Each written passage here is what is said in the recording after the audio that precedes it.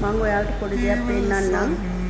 ගොඩක් කට්ටිය දන්නවා මේ මට කෙයා සෙන්ටර් එන්ද කෙයා සෙන්ටර් කීපයක් තියෙනවා.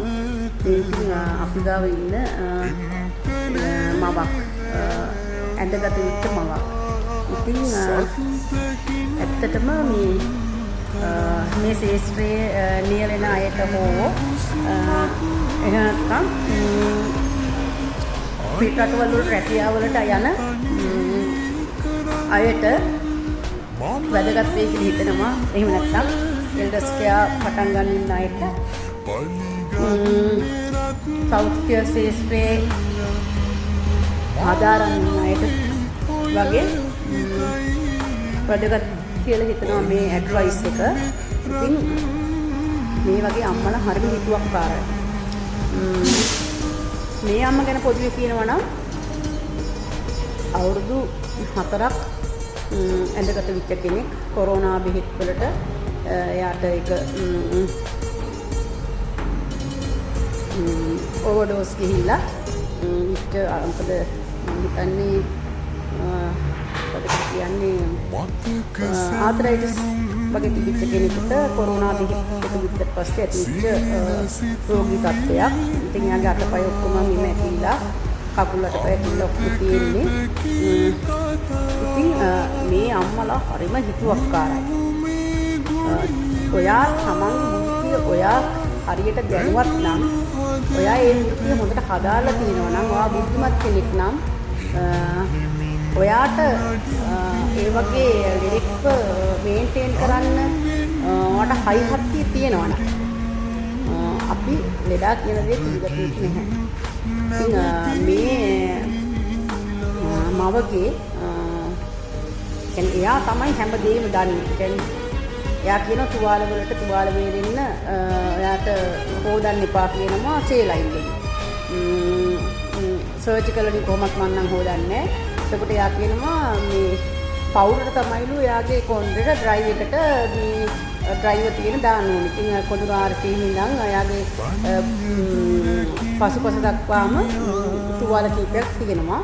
ඉතින් මම දැන් ඒවා සුවපත් කරමින් යනවා. ඉතින් පැම්පස් දාන්න කැමති නෑ. බෙඩ් පෑන් එක අල්ලන්න ඕනේ. නිතරම පැයට වගේ බෙඩ් පෑන් එක අල්ලන්න ඕනේ. ඊට පස්සේ බෙඩ් පෑන් එකේ ප්ලාස්ටික් කූරය කවුන්ඩර් තුවාල වැඩි වෙනවා. ඉතින් මේ මතේම තමයි. මම දැන් එයාට ඒ මතේ මොකද නිවසේදී ඉඳලා අපි ගාවට ගෙනාවට පස්සේ එයාව අපි දිහාට හුරු කරගන්න ගොඩක් අමාරුයි. එයා කියන මතේම අපි කරන්න ඕනේ. ඉතින් පොට් පොට වලින් යාගේ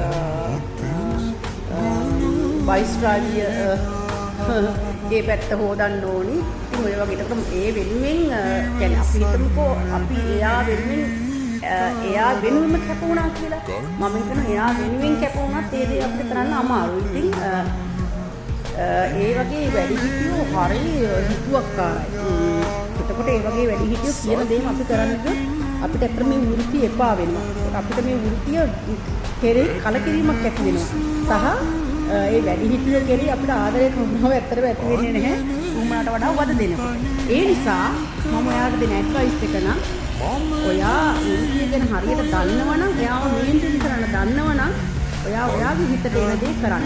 දැන් මම යන්නේ අහන්නේ නැහැ. මම යාව කොමට් ෂෙයාර් එකට ගත්තා. එමෙතන උඩ ගත්තා.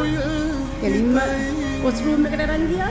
පුළුවන් විදියට ගිහිල්ලා පැම්පස් එක අයින් කරා. ඊට පස්සේ වොෂ් කරලා හොද පුටුවේ තියලා එයාගේ අතපය ඇකිලා තියෙන තැන් වලට මං ගන්න ලැක්ටෝ ක්‍රීම් එක පවුඩර් එක යූස් කරනවා. සේලයින් වලින් හොදනවා. ඒ හොදලා හොඳට බෙහෙත් කරන තමයි මම එයාව බෙඩ් එකට දැම්මේ. ඉතින් මුලදී පැම්පස් එක කියනකොට හූ කියලා කෑ ගහනවා.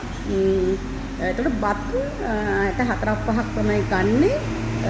පළවෙනි දවසේ කියනවා බත් කන්න පුළුවන් මට කැඳ එපා කියලා. දෙවෙනි දවසේ කියනවා මට කැඳ එපා බත් ඕනේ කියලා. එතකොට අපි බත් කියනවා කැඳ හදනවා සුප් කියනවා. මම අහන්නේ ඔයාට ඕන කෑම මොනවද? අපි දන්නවනේ ලෙඩෙකුට දෙන්න ඕනේ කෑම මොනවද කියලා. ඉතින් දැන් එයා මගේ ට්‍රැක් එකට වැහලා තියෙන්නේ. මුලදී කියනවා කැඳවල බත්තට හැපෙනවා කියලා ඔන්න අද උදේ කිව්වා. දැන් එයාට අනිත් වෙලාවට කෑම ගන්නතර අපි මේ මිනිස්යාගේ තියෙන මානසිකත්වය හොඳට තේරුම් ගන්නගෙන අපි එයාගේ ඇඩ්වයිස් වලට වැඩ කරන්න නරකයි. එහෙම වුණොත් ඔයාට කවදාකවත් ඒ කෙයා එක කරන්න බෑ. ඔයාට කෙයා එක එපා වෙලා අනේ මට වදයක් මට මේක හිරිහැරයක් මම එතන යනවා මට මේක කරන්න බෑ කියලා ඔය රැකියාවෙන් ඔයා හොයාගෙන යන්න පුළුවන්. අංක 1ට වැඩිහිටියෙක්ගේ අසනීප වෙච්ච වැඩිහිටියෙක්ගේ සුවදුක් කියන්නේ යාට තියෙන අසනීප එයාට තියෙන අමාරුකම් වටහා ගන්න Tamanට පුළුවන් වෙන්න ඕනේ. දෙවෙනි එක තමයි එයා කරන්නේ බොරුවක්ද එයා කියන්නේ බොරුවක්ද නැත්නම් එයාගේ මානසිකත්වයේ මත එයා කියවනවද කියන එක දැනගන්න ඕනේ.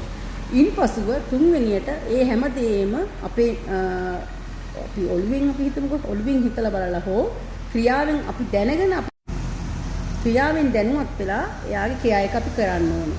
එතකොට අපිට රැකියාව එපා වෙන්නේ නැහැ. අපි කරන වෘත්තිය එපා වෙන්නේ නැහැ. අපි යන්න ඉන්න ශේෂ්ත්‍රයේ අපිට හොඳ ගමන් මගක් යන්න පුළුවන්.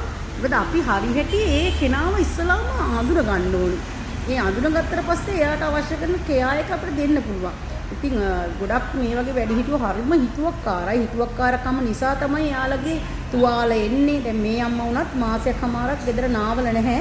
නාවන්න අමාරුයි. ඒ කියන්නේ මෙයා හුයි කියලා කෑ ගන්නකොට වටේට ගෙවල් වලින් ප්‍රශ්න එනවා. ඉතින් ওই වගේ ප්‍රශ්න විච්ච අවස්ථාත් එයාලට ගොඩක් තියෙනවා. මෙයා කෑ ගහන නිසා තමයි මාව විශ්වාස කරලා ගෙදර එකම දරුවගේ අම්මා මට දුන්නේ මගේ ගාව ඉඳලා මෙයා සුවපත් වෙක බලාපොරොත්තු වෙන. ඉතින් අවට ගෙවල් වල කට්ටිය කම්ප්ලේන් කරනවලු මෙයා මෙහෙම කෑ ගහනවා මේම මොකක්ද දන්නේ කියලා බලන්නේ කොහොමද. ඉතින් ග්‍රාමධාරී පොලිසියෙන් එමත් ඇවිල්ලා බලපු අවස්ථාවක් තියෙනවා. ඉතින් මේ අම්මව හැඩ ගැහිලා තියෙන්නේ හරිම හිතුවක්කාර විදිහට කියන්නේ එයාගේ විදිහටම දැන් මෙයා තුවාල වලට පවුඩර් දාන්න ඕනේ. එතකොට අතපය කුට්ටක් අල්ලනකොට රිදෙනවා කියලා කෑ ගන්න නිසා ගෙදර අයට මෙයා නාවන්න විදිය නැහැ. බෙඩ් එකේ ඇතුළේ තමයි මෙයා සියලු දේ ඉතින් රෙදි කෑල්ලකින් පොඟොලක් කෙමුවට පස්සේ ඒක ඇති වැඩක් නැහැ. එක්කෝ හොඳ කඩන්න පුළුවන් රෝද පුටුවක දිග ඇදලා එයාගේ ඇඟ වොෂ් කරලා දැන් මං ගාවට ආවා. දැන් ඇඟේ අමුතු ගඳක් තිබුණා. දැන් ගඳ නැහැ.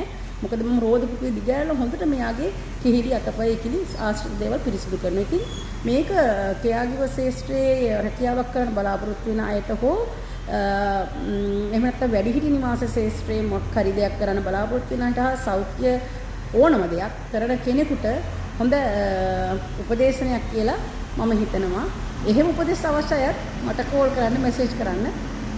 මම හැකි වෙලාවලට ඔයාලට ඒවට අවශ්‍ය කරන පිළිතුරු ලබා දෙන්නම්. ස්තුතියි.